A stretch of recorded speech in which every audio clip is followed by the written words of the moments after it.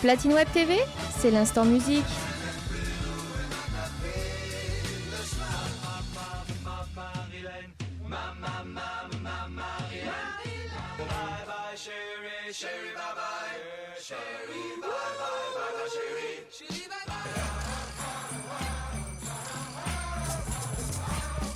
Mesdames, Messieurs, bonjour et bienvenue sur Platine Web TV. Comme promis, l'expo Martin Circus, Je m'éclate au Sénégal, l'album Acte 2 à 50 ans. À cette occasion, rendez-vous aux Rocateries de Belfort pour cette exposition qui démarre là dans les heures à venir et qui se terminera le 18 décembre. L'entrée est libre, c'est important. Martin Circus, Sylvain Pochard, le monsieur synthé, piano, accordéon du groupe Martin Circus est avec nous. On a eu quelques petits problèmes techniques ce matin. Pas de problème, on regarde et on écoute surtout ce que va nous dire Sylvain. Vous êtes les bienvenus sur Platine Web TV, ici à La Rochelle. Tout de suite, les 50 ans de Martin Circus, Je m'éclate au Sénégal, l'album Acte 2 et Sylvain Pochard, c'est à vous. Merci. Bonjour Sylvain, comment allez-vous ? Bonjour, ça va bien. J'ai pas dit trop de bêtises, hein, on est bon là. Ah non, c'est parfait. Ouais. Ah, c'est parfait. Ouais. On va d'abord parler de JP, hein, ce créateur. C'est le fan du tout début. Quelle a été votre réaction quand il vous a proposé cette idée de fêter les 50 ans ? Ah moi j'ai trouvé ça super, bien sûr, mais de toute façon il est là depuis toujours au téléphone. Il est toujours là. Même quand on fait un créneau, quoi, il est là au téléphone, quoi. Il est toujours là. Ouais. Il sait tout. Il se rappelle de tout. Moi, je me rappelle plus de grand chose en réalité, mais lui, il se rappelle de tout. Hein. Ouais. Voilà. Il est génial. Hein. Ouais. Il n'y a pas beaucoup de groupes qui ont des fans aussi fidèles depuis toutes ces années. On va peut-être dire les Rolling Stones. Alors vous, à l'époque du Martin Circus, est-ce que ça se passait comment avec vos fans ? C'est important les fans dans la vie d'un groupe, la vie à l'apostrophe ou VIE, c'est comme vous voulez. En réalité, quand on a commencé,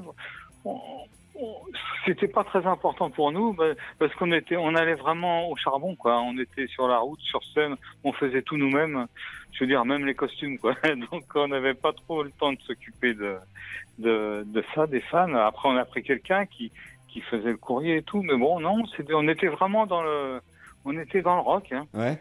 Alors, on va commencer par votre arrivée au sein du Martin Circus avec Gérard Blanc, en remplacement des musiciens de la première version des Martins, on va dire. Oui. Et c'est après une tournée au Sénégal que vous rejoignez d'ailleurs donc, tous les deux, les Martin Circus, on va dire nouvelle version. Vous sortirez cet album Acte 2 qui contient ce titre Je m'éclate au Sénégal, qui se vendra en 45 tours à 800 000 exemplaires. C'est un beau souvenir ce début de carrière. Ouais, c'était vraiment bien. Oui, on les a tellement ennuyés avec nos histoires, les quatre autres, qu'on a fini par faire une chanson comme ça, quoi. Ouais. Et puis on a cherché tous les trucs possibles pour taper dessus, pour faire ce son d'intro qu'on avait. On a fini par trouver une petite voiture en ferraille et qui nous a suivis dans nos concerts. Voilà. Non, c'était une belle époque. De toute façon, quand on voit les documents, vous étiez aussi très en avance sur appelons ça des vidéoclips, vous étiez très en avance sur les clips. Ah, le clip, comment ça s'appelle ? Les Scopitones. Les Scopitones, oui. Ouais, c'est entre le Scopitone et le clip, pour le coup. Vous étiez entre les deux. Alors, dans cette aventure et dans ce succès, il y a quelqu'un avec qui je voulais parler et qui a, je pense, compté également. C'est votre manager, Tiki Olgado. Oui, ouais. Bien sûr. Ouais. Qu'est-ce qu'il amenait au groupe, sa façon de manager, peut-être sa folie que l'on connaissait ? Ah, c'est ça, sa folie. Finalement, c'était un de plus, quoi, qui est arrivé et qui faisait tout. Il faisait des folies, quoi. Enfin, c'était terrible, quoi. Même pour aller chercher l'argent, il était déguisé, quoi. C'était un tout avec nous. Ouais. On se reporte au juillet 1971. Premier passage en radio, pas sur toutes, puisque Europe numéro 1, Europe numéro 1 à l'époque, ne diffusera pas au début à cause de la copine de cheval. Mais par contre, ça cartonne un max sur RTL dans l'émission de l'excellent Jean-Bernard Hébé, que j'écoutais moi aussi quand j'étais petit. Ah oui, c'est vrai que Jean-Bernard Hébé était super avec nous. C'est-à-dire, il a compté dans notre démarrage, c'est sûr. Ouais. Bon, après, ça c'est un peu... On s'en a un peu arrêté parce qu'il n'était pas très chaud avec notre deuxième façon de faire des chansons, quoi. Mais Ouais. bon, au départ, c'était super, quoi. Ouais. Ouais. Alors ensuite, eh ben, ça s'enchaîne, hein, l'Olympia, Grand Prix du Midem, le tube de l'été, évidemment, Ouais. des concerts, Ouais. des festivals, jusqu'au Grand Prix de la pop française en 1972. C'était dans un lieu Ouais. magique qui compte pour le rock'n'roll, le Golfe Drouot avec le Pro, Ah ouais. c'est ça, hein? C'est ça, ouais, Henri Mille- Leproux. Ouais, 1972. Grande année 1971 et 72 pour le Martin Circus, n'est-il pas? Oui. Ouais. Ah, c'était, bah oui, on était complètement dedans, quoi. On voyait, on pensait qu'à ce qu'on faisait, on voyait même pas l'extérieur, quoi. On était plongé dans notre truc à fond, quoi. C'était Ouais. bien. Quel bon souvenir, quoi. Ouais. Franchement, ouais. Ah, tant mieux. Et puis le Martin Circus, on va parler du cinéma, la première expérience au Ah oui. cinéma dans les Bidas en folie, avec les Charlots, autres grands musiciens, on est d'accord. Oui. Le magazine Rolling Stone les avait, avant qu'ils partent dans les Brutos avec façon Aldo Machon, on les avait reconnus, le magazine Rolling Stone, pour les plus jeunes, avait reconnu les musiciens, qui ne s'appelaient pas les Charlots à l'époque, comme les meilleurs musiciens de studio des années 60. Fin de la parenthèse. Alors, cette séquence devenue culte dans ce film, hein, des Bidas en folie, devenue culte parce qu'on a la chance aussi de pouvoir voir un autre groupe qui a compté dans ces années-là, le groupe Triangle, hein, qui était un petit peu votre le concurrent, on va dire. Mhm. Ouais, ouais. Ah, il y en avait beaucoup de concurrents à l'époque. Hein. Ouais. Il y avait plein de groupes partout. Hein. Il y avait des camions qui passaient sur l'autoroute, enfin sur la route, parce qu'il y avait pas trop de... avec des groupes partout, quoi. Il y avait des groupes de partout, quoi. C'était et donc Triangle, ouais. Triangle, Ovation aussi, effectivement. Mhm. Hein, puis Magma, après, éventuellement. Mais après là, on va s'égarer. Donc, je reviens au cinéma, donc, puisque l'on retrouve cette séquence dans le film, hein, où l'on peut vous voir avec effectivement Triangle et puis les Charlots dans leur délire. C'est une bonne expérience, le cinéma aussi, cette période-là. Ah ouais, le cinéma, oui, c'est une bonne expérience parce que, enfin, surtout pour le film qu'on a fait après tout seul, parce que bon, ça nous a montré comment ça se passait, on a un petit peu appris à faire ça. Je dis pas qu'on était bon, mais ça a été un grand moment quand même, quoi. Ce cinéma, ouais.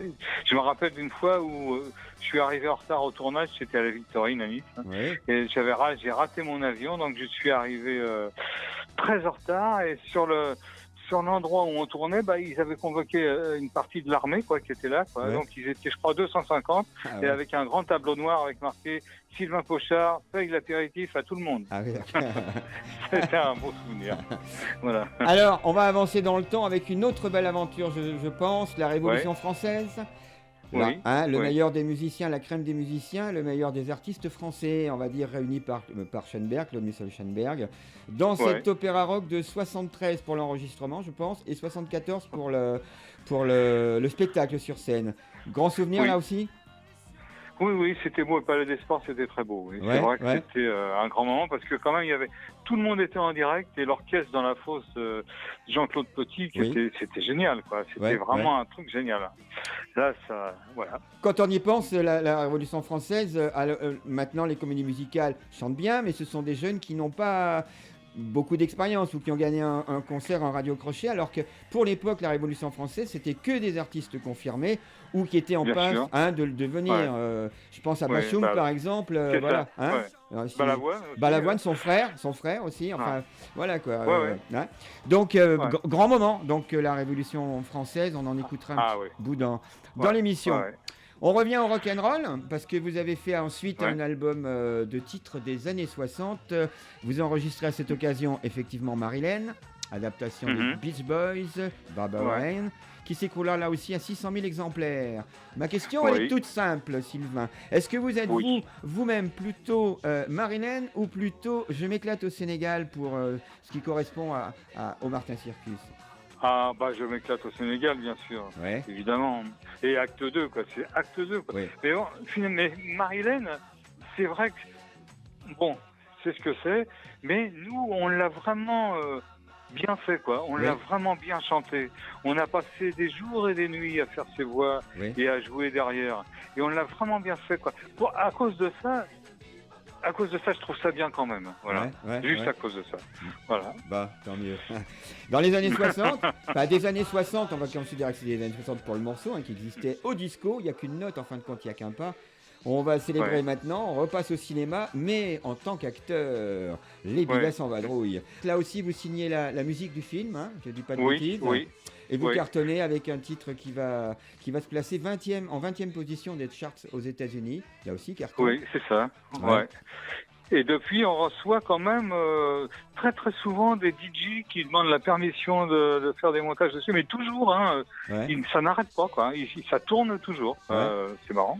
Ouais. Si on va par là, le disco, en fin de compte, ça a été une période importante. En fait, presque jusqu'à votre séparation, vous avez continué à nous inviter à danser. Je pense à Shine Baby Shine. Vous gardez un, Vous gardez un bon souvenir quand même de la période disco. Oui, parce que c'est une période où il a fallu vraiment techniquement, en tant que musicien, qu'on joue vraiment le côté, parce que le disco, c'était pas des boîtes à rythme à l'époque, on le jouait vraiment, quoi. Ça tournait vraiment, quoi. Il fallait vraiment bien le jouer, hein.